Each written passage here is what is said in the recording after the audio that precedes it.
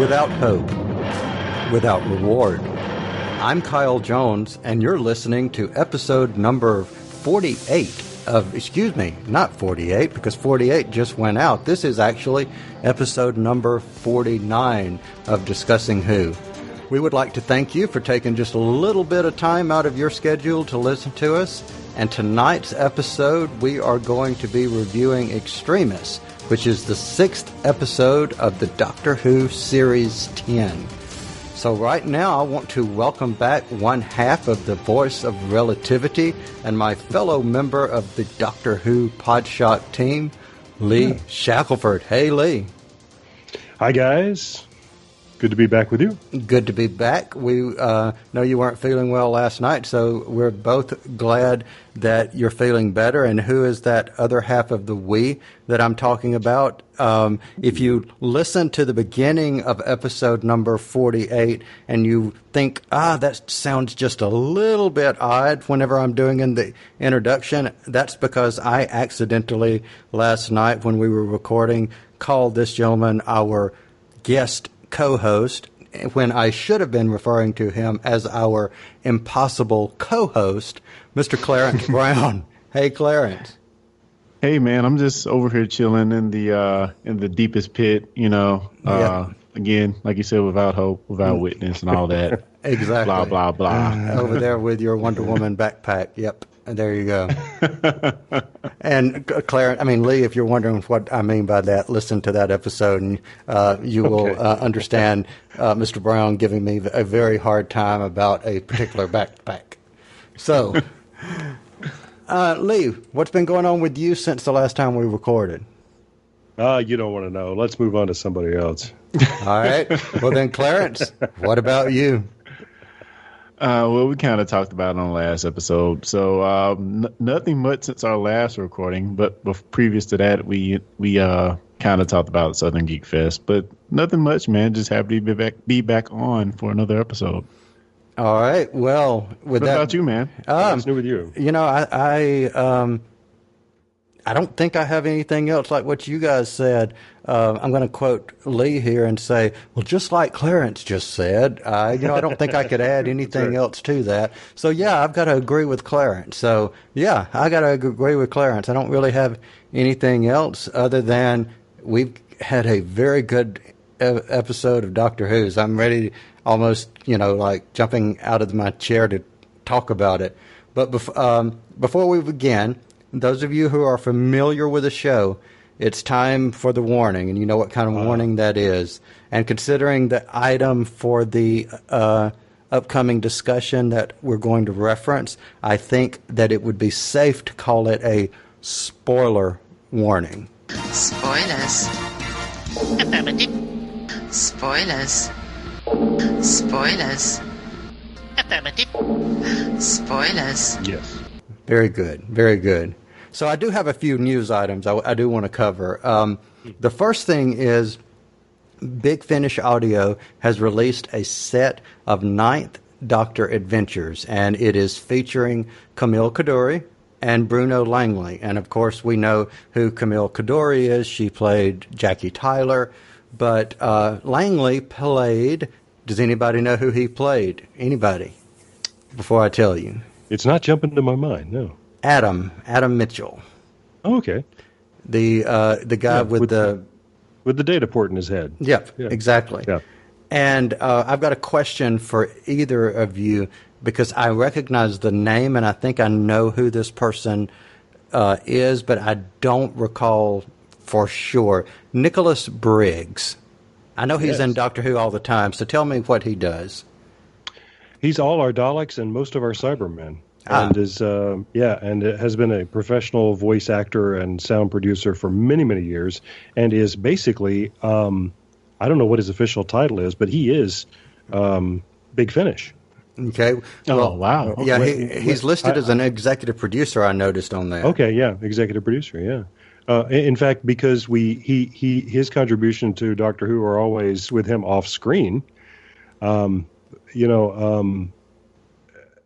I didn't know what he looked like. So at Gallifrey, I was hanging around the Big Finish table and talking to this dude behind the table, and and then walked away. And somebody else said, "Hey, you were having a good conversation with Nicholas Briggs over there." Was I? Well, okay, now I know. Duh. Anyway. Well, the interesting part of the story is he will be narrating these. I think it's a set of 4 stories, and he will be narrating. And from my understanding, I think he goes into the part that is the Ninth Doctor. He's playing sort of like Richard Herndl played William Hartnell playing the First Doctor, and he's playing Christopher Eccleston playing the Ninth Doctor in his voice. So I found that quite interesting. I don't know if I like that. Well, and a lot of the Doctor Who stories on Big Finish have other actors playing the Doctor, and that sometimes that took me. So I had some misgivings about that. What's his name? Who's the Santaran?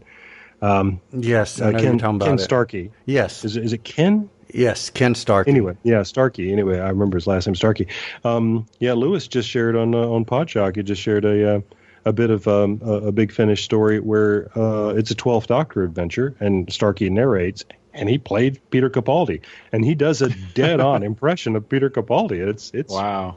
Yeah. Interesting. And I think in the 50th anniversary audio that they did, something at the end of the tunnel, light at the end of the tunnel, or something to that respect, I believe that the gentleman who played Ian Chesterton played in that particular audio, went back and was the voice of the First Doctor, I think. I'm not sure.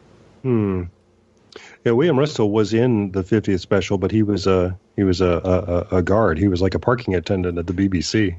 Ah, interesting. Yeah. Interesting. Anyway.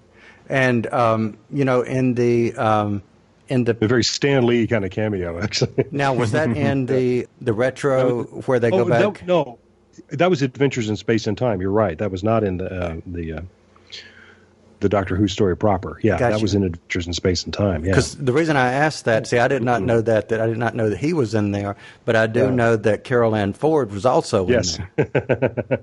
Yes, yelling out to her son that thing you want to watch on TV is on. Yeah. Yes, which I thought was funny.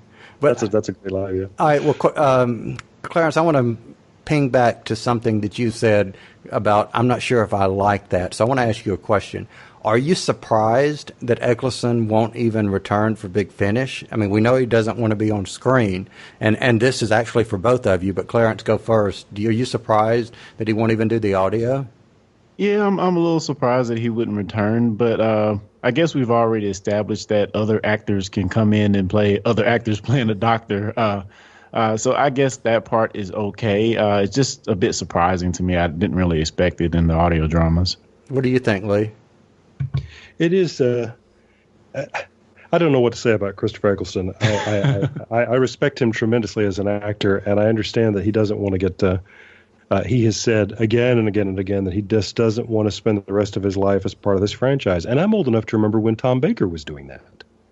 And of course, now he has clearly recanted that. Yeah. And the last person I said I heard, who was who played a big role in the show, who said, I'm done with Doctor Who, and kind of ticked off a lot of fans, was John Sim. Correct. So, well, here we go again. So yeah, you can't close the door on Christopher Eccleston, but I don't know. Who knows what's going to happen, man? No, I was just going to say it's kind of funny to see where in something as a Doctor Who, they're willing to recast, whenever the time is needed. But if you take something like Star Wars, it's almost considered blasphemy if you try to recast one of the actors. So I guess it's just different methods for different franchises. That's interesting. I'd never thought about that before. Yeah. Because look at all the drama that's been around, and maybe not drama, but all the speculation back and forth. Will they do a CGI, Princess Leia in the next movie, or the next movie after the next, or So I had not thought about that. All right. Well, let me ask this question. Speaking back on the different doctors and the different people playing the different doctors, have any of you read or I know you're familiar with, but have you ever read any of the comics that are associated with Doctor Who? I think our friends at Titan Comics are currently the authorized provider of Doctor Who comics. So are you familiar with the comics or have read them or anything like that? I've read a few of them, yeah. What about you, Clarence? I think I've only seen the various covers, never actually cracked one open. Yeah, I've read some of them. Of course, some are better than others. It's just kind of weird for me reading them out of the comics. But, you guys have talked to me enough or heard me enough to know if the art's not pretty, I can't deal with it. If it's bad artwork, I just can't get into the story. And some of the artwork, just as with X-Men or Avengers or Justice League or whatever, is not as good as some of the other. But that's just different flavors for different folks. Yeah. Yeah. Well, the reason I mentioned the comics is for one reason.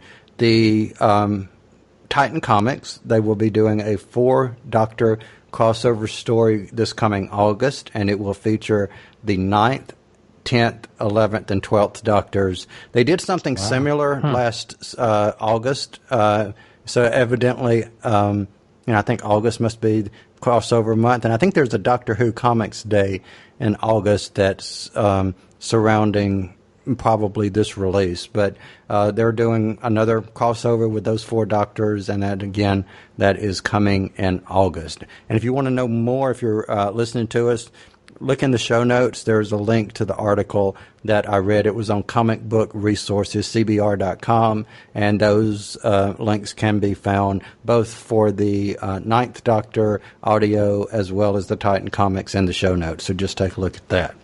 So, guys, go ahead. Just real quick, are the comics considered canon as much as Big Finish? Not really, to my understanding. And the reason I say that is each Doctor right now, I believe, has a different companion than they do in, reality. Some companions we've never heard of. And I blush to admit that I can't remember the fellow's name, but I did get to spend some time at a con with one of the artists who draws current Doctor Who comics. And he said that everything in stories that were written for the comics did have to be cleared by BBC by Doctor Who.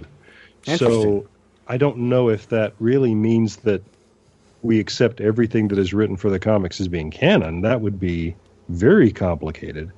But I do remember that he was pleased by something that a character that he created, who then turned up, whose name appeared on screen briefly in a later episode of the series. So he was happy in saying, "Okay, now that's canon."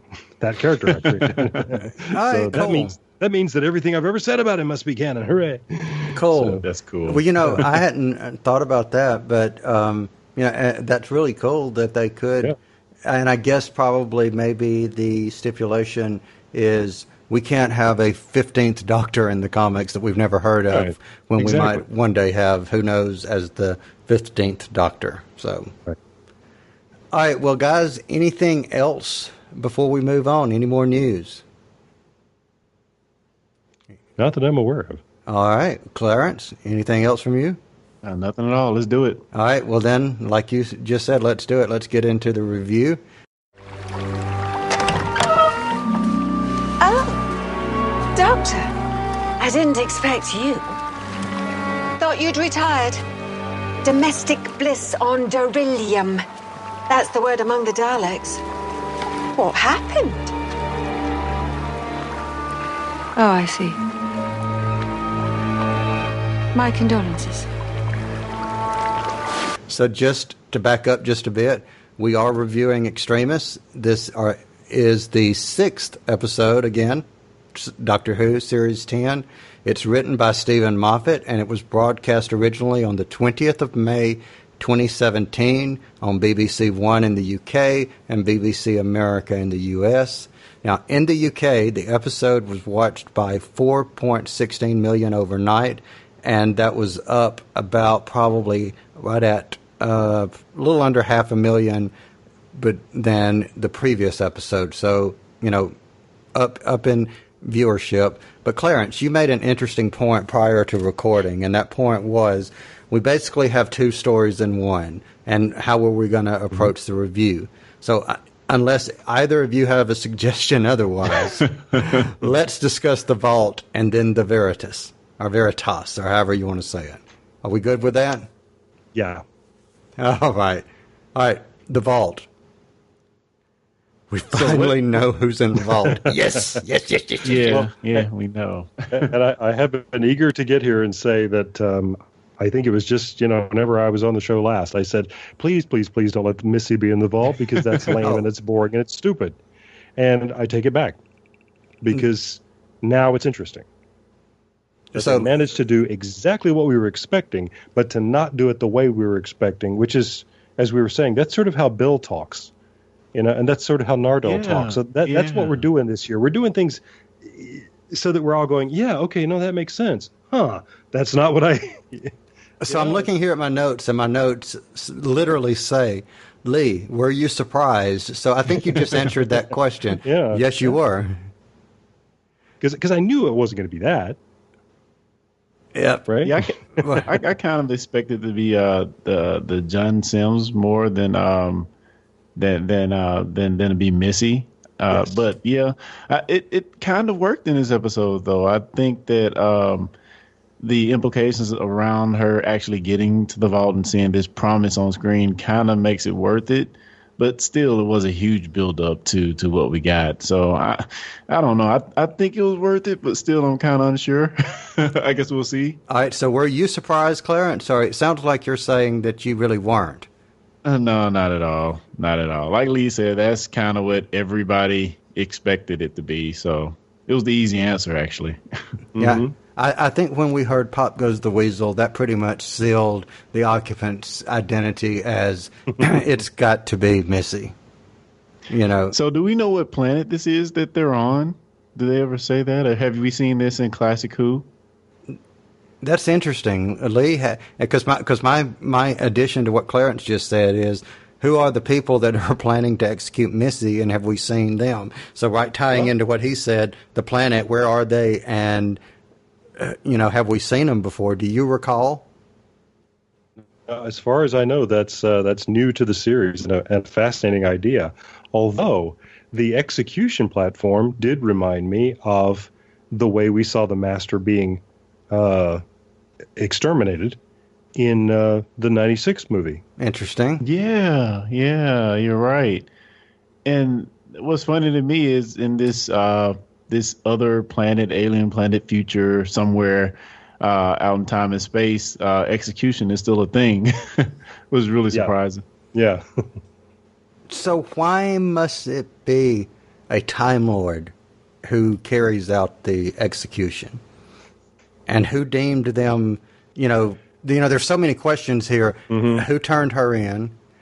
Yeah. How was she deemed appropriate to be executed? And why must it be a Time Lord that does it? Yeah. Can't think of any other reason than that the Time Lords themselves wrote these rules. But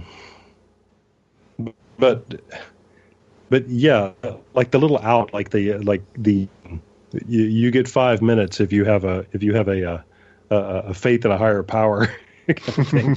That's I don't know. It seems kind of eccentric, but I don't know. There are so many races in the Doctor Who universe, that we've never met and haven't heard of, who nonetheless have great power. The new series brought us the Shadow Proclamation and things like that. So yeah, who knows it? But it is fun. But didn't they make you think of the Time Lords? Didn't they? They did. They did. What do you think? What do you guys think? Yeah, I mean, I think they were very similar. It was kind of cool seeing the actor off of Humans. Yes. On there, the tall black guy. But yeah, I was really. It really seemed like it was somehow tied to the Time Lords, and I really don't know how I feel about this higher, race still doing this execution thing, which we're getting berated about it now in America, and it's not very forward looking. But I can see in the context of this story how it fit in. So here's my question on the execution. I mean, I understand, whether I agree with it or not. I understand, if a law says you do X, and if you do X, X equals Y, and Y is, extermination, execution, whatever you want to call it. So I get that. I understand that. I'm good with that. My question is, on the flip of that, if I am a Time Lord and I am called to this place because that is the only, or I am the only Time Lord they can find, what then happens if I refuse to do the deed? What happens to me? So I open that question to you guys. Can it be refused is my point. Yeah, I guess he did refuse in a nutshell, though, right? He said he messed with the wiring or whatever, but he did virtually just refuse it. Good point. Good point. And she's not dead. Yeah, true. And another thing as to who may have turned her in, she briefly mentions the Daleks and hearing about the Doctor's 24 years or whatever. I forget the planet's name. Derillium. Yeah. So she briefly mentions that, so she kind of knows what's going on, and she was hanging out with the Daleks over there. So I guess that's what we'll find out. Who actually turned her in is the big mystery now, I guess. And did the Daleks turn her in? Did someone else? Did the Doctor? There's question. Yeah, I forgot the last time we saw her. She was on Skara, wasn't she? Correct. So it's been a while since we've seen her. Right. So we see a monk walking closely, ever so closely, and let me go back and ask this question. At the very beginning in that scene where Missy comes out the door, the Doctor is on one side of the platform, Missy is on the other side of the platform. Did either of you question who is the executioner, who is the executionee at any point during that scene? Which one was which? I thought that was brilliant. I mean, they clearly set it up so that we were to understand that this is the Doctor's dying day, and then we saw who's gonna be the one to pull the switch. Well, of course she would, yeah. And then she knelt and said, "Oh, okay, all right, very clever, very nice, yeah." Yeah, that was cool. They definitely drummed that up. Yeah, and I think it worked really well because just in probably less than 2 pages of dialogue, once again, she has a presence, she being Michelle Gomez, has a presence about her of total insanity as Missy that I just am so sad that she, we hear that she's exiting stage left as Missy. So I just wish she would stay around longer.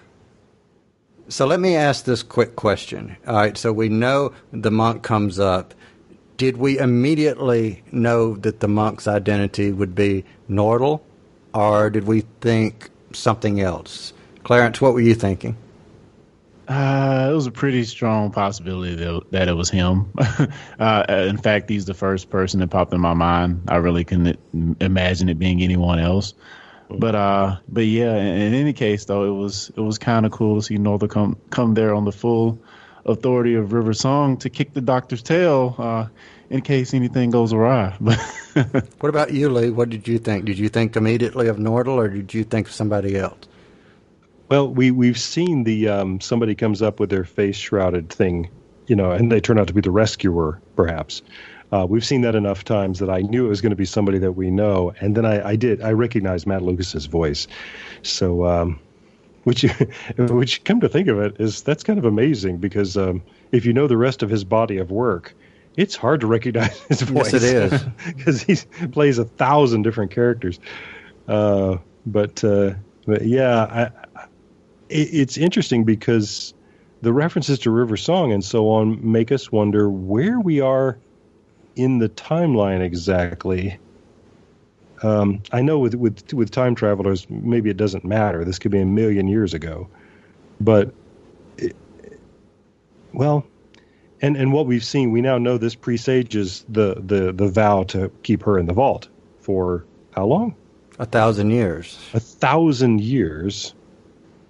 Yeah. Yeah, like that's really going to happen. Which I have So a this huge. Oh, I'm sorry. Go ahead. So in some timeline that matters, this happened 1,000 years ago. Yeah. Okay. Really? I don't even know why I brought it up because, like I say, in a time travel show, who cares? Yeah, but isn't the whole 1,000-year promise null and void because he basically stole her from them? So I mean, why are we still beholden to this promise that he made to watch over her? Wow, Just that's really a weird. really good question. That is a fantastic question. Yeah. And it's making me want to think because I'm, you know, when you were saying that he basically, you know, stole her and therefore makes it null and void, he does stand there and he says something about, you know, I vow to watch over, you know, her for 1,000 years, even though he didn't execute her. So he did say that. So is the 70 years at the school just the first 70, or is it like what Lee said, it's the last 70? It's the last. Yeah, I've been assuming it's the last, but yeah, maybe. So if he's been doing it for 1,000 years, does that mean now that he is 3,000 years old? Right. Yeah. I don't think it's been 1,000 I don't think so either. No, and he clearly said in one of the recent episodes that he's 2,000 years old. Correct. So yeah, I guess the execution scene that we saw, this has happened 70 years ago. Interesting. Yeah. Yeah. But yeah, still, why is he keeping half of the sentence? Why is he carrying out half of the sentence? And when he's disrespected half, the other half of the it. crucial part about her being dead. Yeah. Well, I certainly can see a sense of responsibility that, you know, if there was this dangerous person that was my cousin or somebody I felt really close to that I'd sprung out of prison and I had some type of heart, I wouldn't want that person going off and killing a bunch of people. So I guess that's just his moral compass, still trying to keep an eye on her regardless of him not deeming her worthy to be executed. So yeah, he's commuted her the death penalty to life in prison. Yeah. Whereas when it was the master before, which was the the John Sim master, that version, quote unquote, dies in his arms, and it's very interesting, and I know that Missy will be back next week, which means we'll find out more. But I want to mention one thing about the Nordal episode, or the scene, not episode, but the scene with him in the hood. With my hearing, immediately I did not recognize the voice, maybe like you guys did. So there was that brief moment that I had the speculation of A, Nordal, or B, Master, meaning not mistress, but Master John Sim, that he was coming to stop the execution. And then we see, of course, River's Diary, and that, I'll get to my other comment about River's Diary in part 2 of our review, but I thought it worked. And so we go back to the vault, and even now he's referring to her, hey, Missy, he touches the vault and he talks to Missy. Yeah. So there's no doubt in our mind at that point, not only do we assume she's in the vault, now he's in the present talking to Missy through the vault. So I have a question about the actual title of the episode, Extremis. Of course, when Nordal gives the little monologue about, he's sent here by a river song, and he mentions virtue is only virtue in the extremis. I'm wondering, is that how that actually plays into the episode? Were we to believe the name of the enemy is the extremists or the aliens? Or are we just talking about the extremist situations that kind of bring out the goodness out of people? So I'm really kind of confused on that whole portion of the the episode and the title. You guys have any insights? I have a thought, but I want Lee to go first. But if my thought is right, I'll be very happy. But Lee, go for it. Well, in legal terms, where I guess I've heard that term used the most often, in extremis means at the point of death. Okay. That makes a lot of sense. But it also seems to carry the sense in the rest of the world of, being when all the chips are down, or, when everything else is, when you've tried everything else, So it certainly plays into what we see in the virtual world versus what we're seeing here with Missy as well. Right. But I do think it's that idea of when you're about to die. And so then who is the you in that sentence? Yeah. So awesome. Interesting. So here's my virtue thought. Is only virtue. Oh, yeah. My thought. So here's my thought. Here's my hope. My thought, my hope, my ray of sunshine, my thought, my only water in the forest. So here we go. River Song is not going to be in this.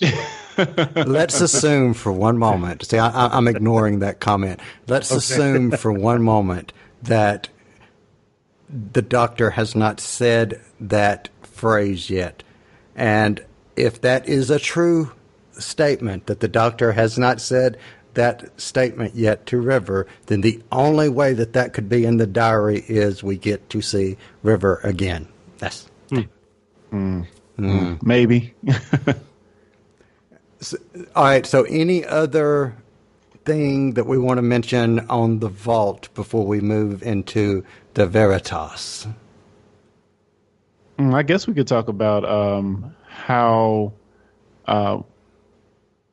Again, Extremis and the Extremis kind of implies that maybe we're going to see Missy, and especially by the end of this episode, team up with the Doctor for the next adventure. I think I can assume that. Yeah, it looks like he's going to need her help. Yeah, he says, "I need you." Yeah. We really don't have a clue yet what exactly that means, but could it be that? Could these monks? Okay, so let me hold that thought. Because I'm getting into the monks, and I have a thought on what you just said, Clarence. But let me hold off until we get to the monks themselves. So I have a question as we move into the actual thing that we need to read, and my question is: do we still hate the Sonic Shades as much as we used to? They actually made sense in the context of this episode. So this is probably the only episode that I actually liked them in. Lee? Yeah, same feeling. I love that he gets a vision like the Terminator when he puts them on. And I am fascinated, though, and this may be changing the topic, but he gets little bits of information about every person who approaches him, and there's a list of things about them, and the top item is their gender. Which seems odd to me somehow. I think, really, what did he design this? Yeah, like, you've Glass. never cared about that before, right? Yeah, that's it. Yeah, he's got Google Glass, and that's what we'd expect. Yeah. But anyway, but no, go ahead. No, I was just gonna say it definitely seems like Moffat kind of stole from the Wachowskis in this episode, because this is definitely a Matrix episode. Yeah, it's Matrix all over it. Yeah, very true. Yeah. Back to your question that you just said about the glasses. Here's my thought on that. If he had his sight, then I think it would be overstating the obvious to show if this person is male or female. But we saw even with the Pope, the Doctor start to make a rant about why, if this was so important, the Pope would be here, and Nordal has to say, oh, he's right here. The fact that you're interacting with someone that you cannot see, I could see knowing if that person approaching you is a male or a female and then 5 foot or whatever, as opposed to you seeing someone who's 5'8" and then not knowing wondering, okay, is this a male or a female? So I can see without sight, Right. I can see that being an integral. Now, with sight, I would say overkill. Yeah. Well, and I love the joke about the fact that the Pope has the most recognizable clothes in the world. Yes, that was great. And that Bill's the object of Bill's affection, she recognizes him immediately. The doctor, of course, is saying, "Well, why isn't the Pope here?" Yeah, he's right. Yeah, he's right here. So, did either of you get this? Because I did not get this until the second watching. Did either of you pick up on the fact that the email that he receives at the beginning of the story, right before it goes to the credits, I believe, or the opening sequence, and the ending scene are the same scene, and everything else in the middle is the fake story or the second part? Did you guys get that? I did remember that. Yeah, I thought they connected it nicely. That we saw him send the message that we've been watching all this time. Yeah. Agreed. Yeah, I didn't get that on first watching. I got it on the second, but on the first one I didn't get that. Do any of you guys have issue with this? We find out it's a shadow world or a copy of the real world being so accurate. Because, the doctor in the shadow world is even blind. So they have intimate details of what's going on with these people. And again, it's an alien technology, so maybe they can do things we just don't know about. But it's an exact copy of everything, which I just find extremely odd. Interesting, Lee. What do you think? Yeah. It's always a problem in these kinds of stories, and it's a problem in the Matrix as well. You think, why would they duplicate that? That doesn't that doesn't serve them to. Yeah, but I don't know. Yeah. It may just be one of those things that if we think about it too much, it sort of brings the whole episode down. Well, obviously, the way the digital doctor, as I shall call him, made reference to being a subroutine of a program. Clarence, I'm going to pull from your Tech Petition podcast, 'cause since you talk about technology. So if you're a subroutine and you are a program and a subroutine, all of those are in some type of maybe a hard drive or something like that, correct? Yes. So if we took a hard drive and made it into a certain type of technology from a certain race, maybe this could be a similar device a la the Nethersphere, which they referred to being a hard drive that people were uploaded to. So if you could upload sentient consciousness to a hard drive of Time Lord technology as a lesser degree, wouldn't it be easier to upload a replica of reality to some degree into a Time Lord type technology? Yeah, like Lee just said, the technology, if we even from your explanation there, if we think about it too much, it'll break the episode apart. But I still think what they managed to do in this episode, as far as leading us down this path, I still feel like it was very effective, and the type of moments that we get by the end of this simulation is really a moment I've never seen the Doctor be in thus far, to be in utter doubt about himself and no hope is kind of how they put it in an episode. And it was really cool to see Capaldi as well as Bill in those situations. Yeah, I thought that too. What did you guys think about when we see the point to where the people are basically, all these people committing mass suicides? Did you guys, either of you, think, okay, this can't be real at any point before you found out this isn't real? Yeah, I wasn't sure what to think about that, actually. Yeah. Because, I was sitting there thinking, okay, you've got these people about to blow themselves up. And, pretty much after we see that, we see, where it's revealed that Nordal isn't real, and then we figure out, okay, that Bill isn't real. But, Clarence, at what point did you realize, okay, this isn't real? Yeah, I mean, I agree. It's kind of that scene where they're in CERN and Bill and Nordal start to spat out the numbers. That's kind of the point I really realized it. But I mean, they had previously said, though, anybody who reads his order anybody who reads his order kind of wants to die or kills himself. And it, again, like, what do you do when there's no hope? What is sort of like the Matrix thing all over again. When you know you're fake, how can you kind of go on living? Which is really a really cool thing situation to be in. It's just kind of, I like how it was actually played in this episode. But yeah, I mean, trying to survive in a fake world is just a hard thing. Trying to survive in the real world is hard too. But I could just see how that would mess up somebody's brain to know that. I mean, like you said, surviving in the real world is hard enough, but to know nothing really matters and you're just a replica of what is real is got to be a hard thing. Well said, and good point. So let me ask you this, guys. What about Bill's domestic life? We've seen more of it this time. Did we think that developed her character some? Did we like that? Did we not like it? Thoughts?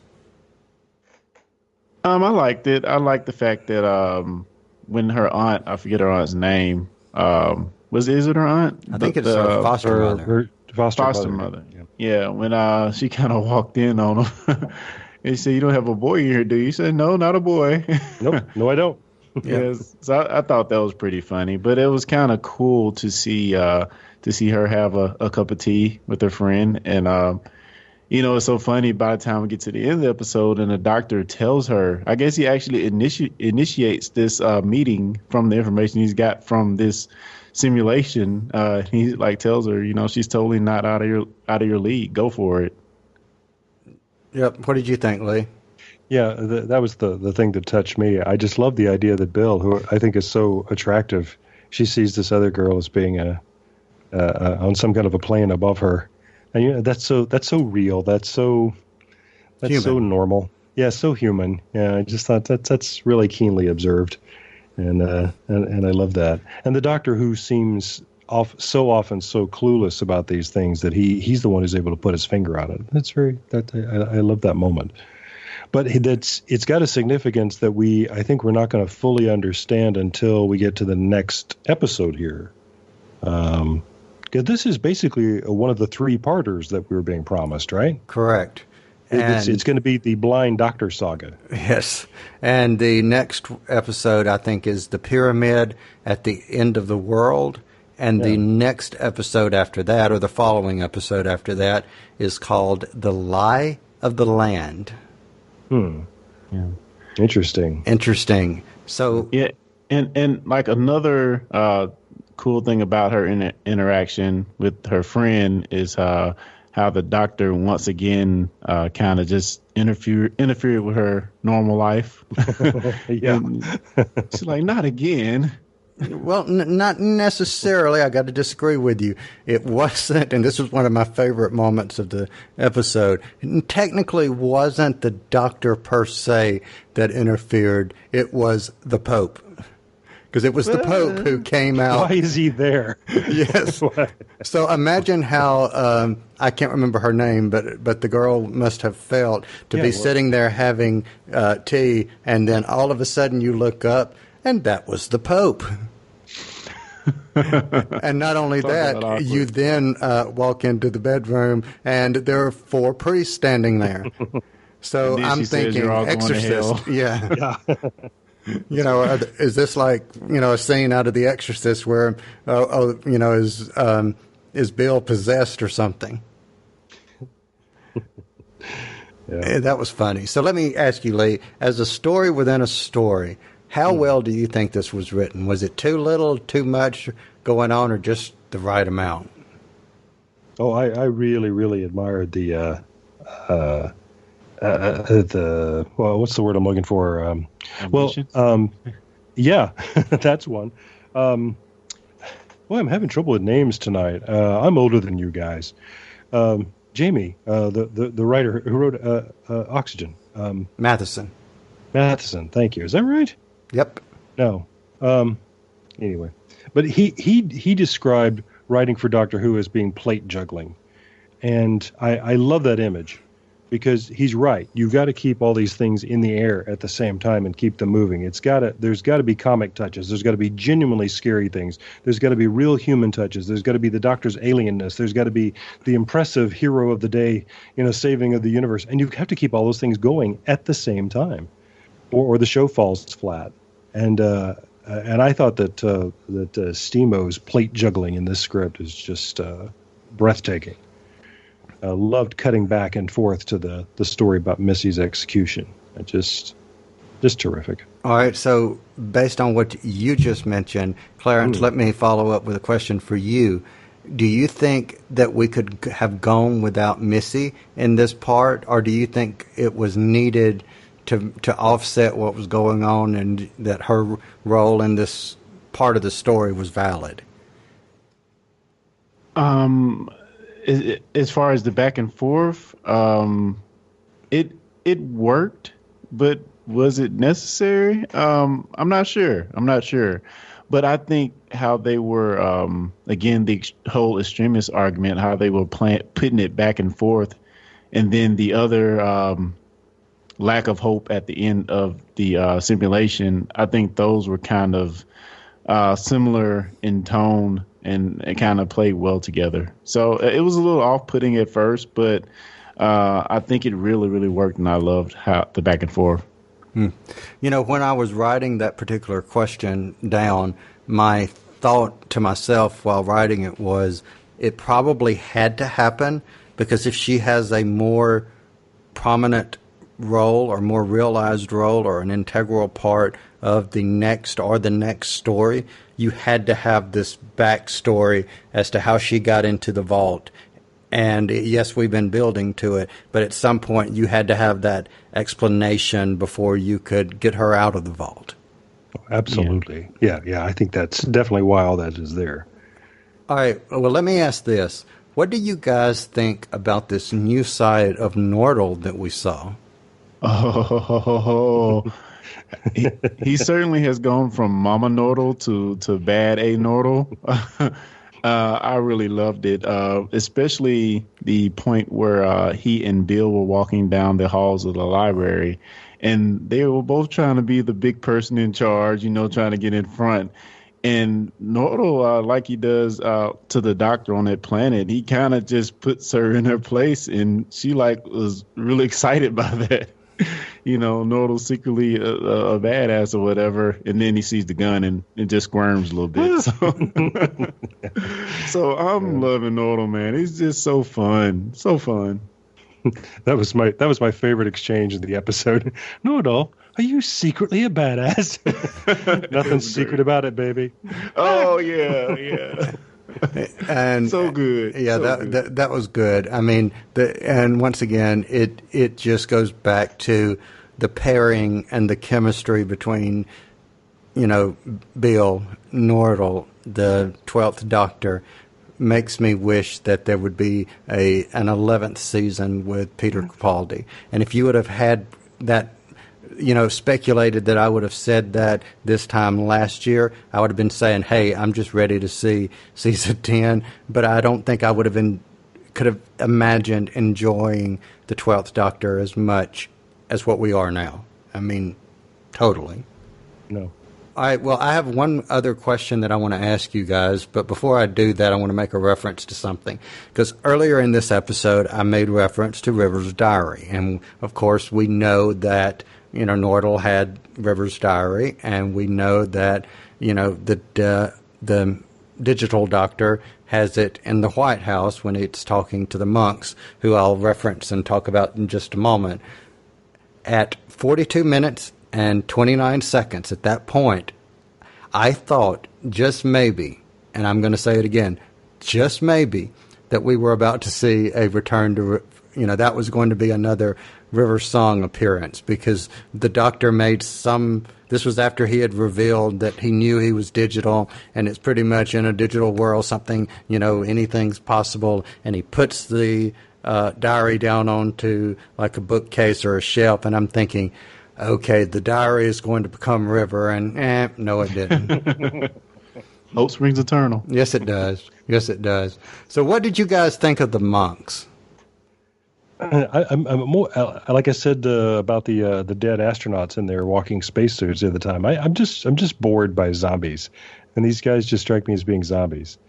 I don't know. It seemed to me like there was 100 different ways to go with this, and I don't understand why they picked this one. Except that they're scary, and anything that has a mouth and doesn't have eyes is. Our brains don't know how to interpret that, and so that's always scary. Clarence, what did you think? Yeah, I kind of have to agree with Lee on this one. Kind of indifferent about them. I do like how upon second viewing of the episode, those portals, like the first time, you see those portals and you wonder what they are, but it seems like when I watched the episode again, I was just thinking about what was behind the portals every time I saw one. So I thought that was a kind of cool brain trick by the time you watched it again. But as far as the evil monks themselves, I really they seem like they could be interesting. I think what draws me to them the most is their use of technology. I think maybe that can be cool. So it'll be interesting to see what they do in the next few episodes and to see how they use this technology to pull off their schemes. Very, very interesting. I'm not buying the action figure. That's all.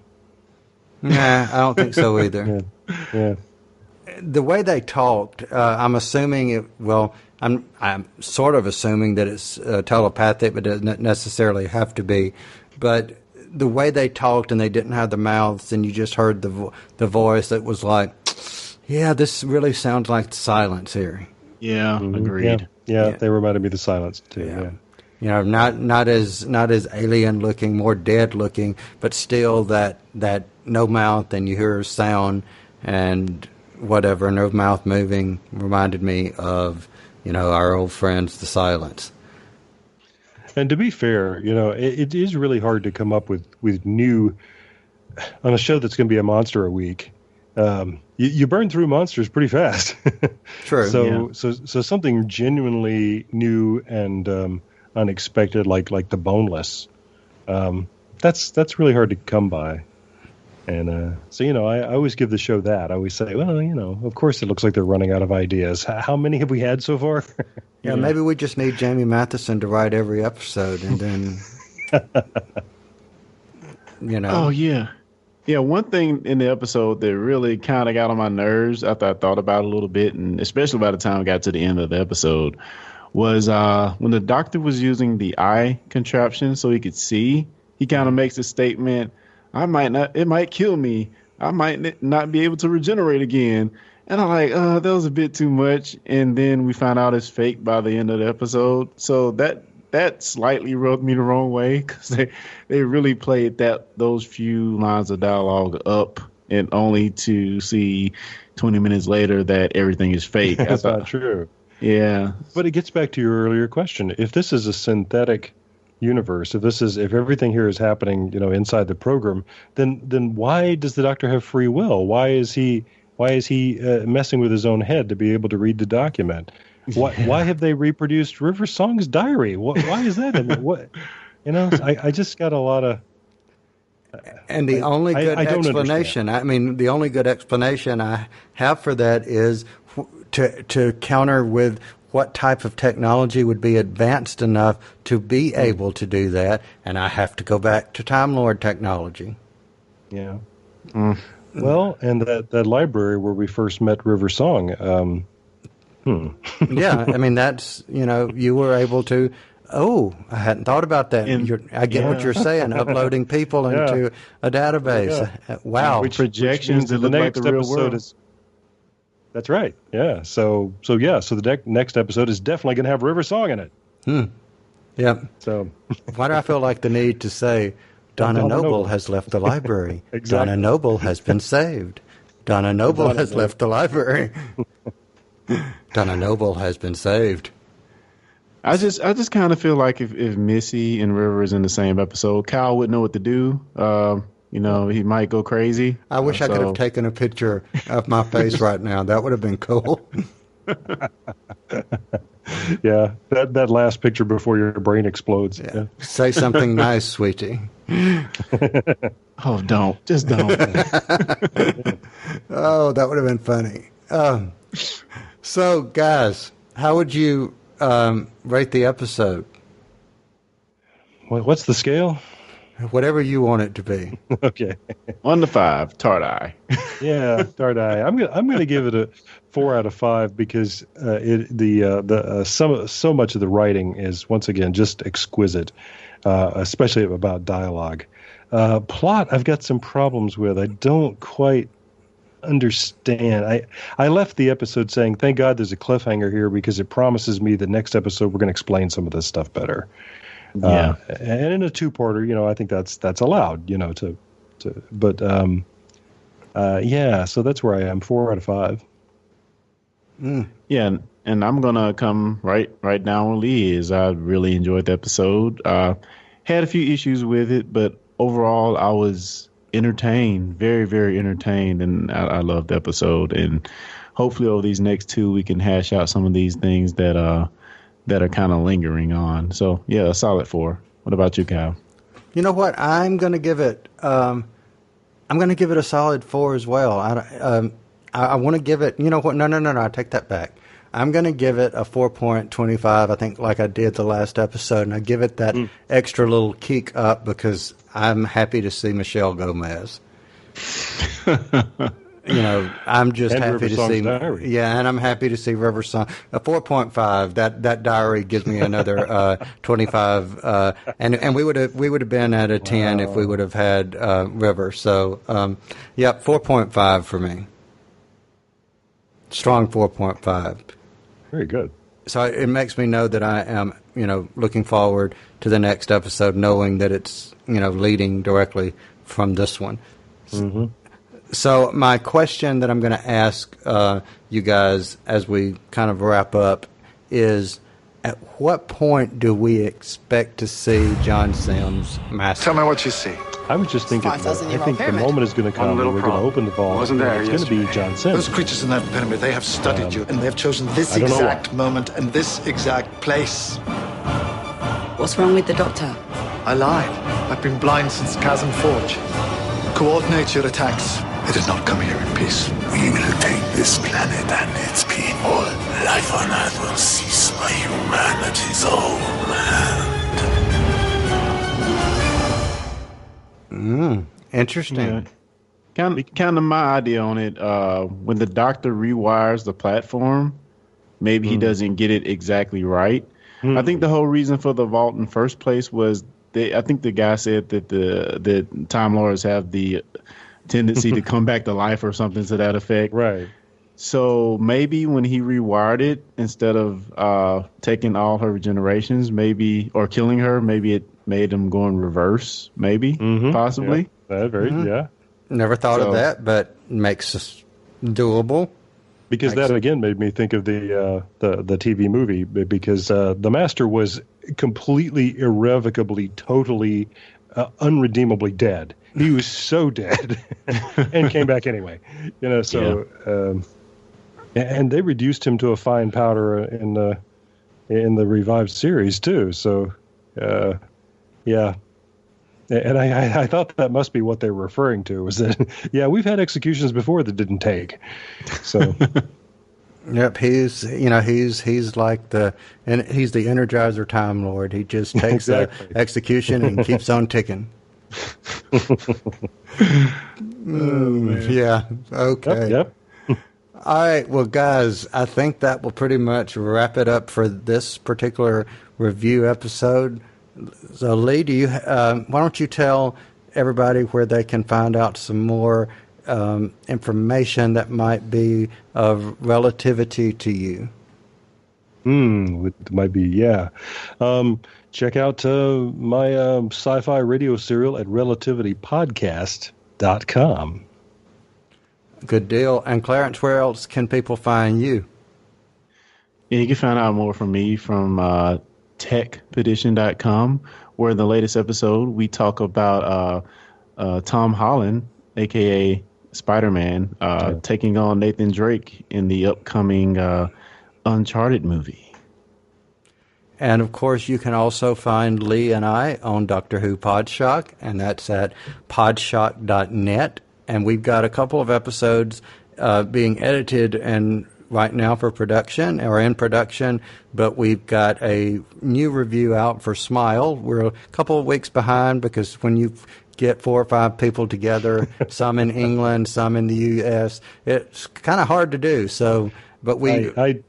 Yeah, I do not envy Lewis having to do post on those shows. I just, Yep, it's got to be a mess. I agree. So the newest episode is out, review of Smile. So go out and check that out. It is at podshock.net. So, gentlemen, on behalf of all 3 of us, thank you everyone for listening. And with that, we are out of here. You've been listening to the Discussing Who podcast. Discussing Who is made by fans for fans. No copyright infringement is intended. Show us you're fans of the show by liking us on Facebook, following us on Twitter. You can find us on the web at www.discussingwho.com. Want more Discussing Who? Find us on iTunes, Google Play Music, Player FM, the Doctor Who Podshock Alliance, and more. Send us your feedback to discussingwho@gmail.com, or if you'd like, simply record a voice message and send that to us via your smartphone, tablet, or computer. We want to hear from you.